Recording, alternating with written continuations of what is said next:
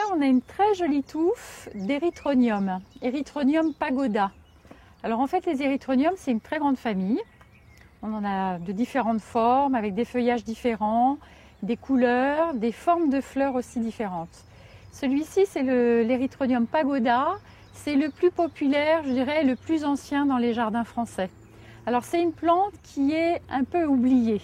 C'est-à-dire quand les gens la retrouvent, c'est vraiment un souvenir d'enfance. Ils sont enchantés, ils l'ont vu dans le jardin de leur grand-mère et donc ils ont grand plaisir à le retrouver. C'est une plante de sous-bois plutôt, donc terrain frais et exposition mi-ombragée. Donc c'est une plante très fidèle au jardin qui revient tous les ans et qui se reproduit très très bien. Ça forme assez facilement des petites colonies. Donc le principe, c'est qu'on a un bulbe comme ceci qui a une forme très particulière. Et d'ailleurs, dans le langage populaire, on appelle ça la dent de chien, dent canis. Et donc on voit bien, en effet, ça ressemble à une canine. Ce sont des bulbes qu'on va planter en automne, mais on a une saison assez réduite. C'est-à-dire c'est vraiment septembre, mi-octobre, parce que c'est un bulbe qui n'aime pas être en dehors de la terre. Donc il sèche très vite. Et si on ne fait pas attention, si on l'oublie dans un petit sac ou à la cave, on a vite des signes de pourrissement et de dessèchement. Donc dès qu'on l'a acheté, en automne, il faut le planter. Donc les racines vont se développer ici. On dépose le bulbe et on a à peu près 5-6 cm au-dessus du bulbe.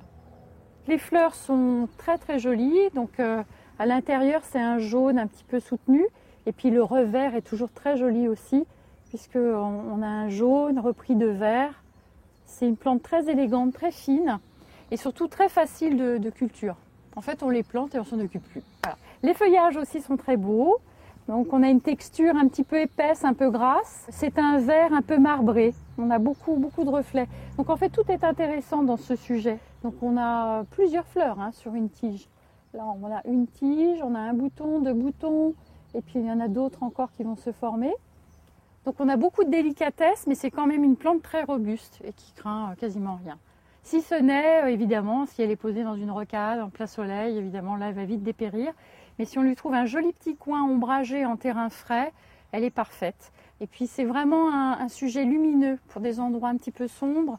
Elle apporte beaucoup de gaieté, de lumière. Enfin, c'est vraiment une plante intéressante et qu'il faut essayer de retrouver pour la mettre au jardin. Parce que c'est des plantes qui petit à petit vont disparaître, puisque comme le bulbe n'a pas une conservation facile à la période où on doit les trouver pour les acheter, il y a de moins en moins de personnes qui vont vous les proposer. Donc il faut vraiment la rechercher, la planter au jardin et la garder. C'est vraiment une plante ancienne des jardins français.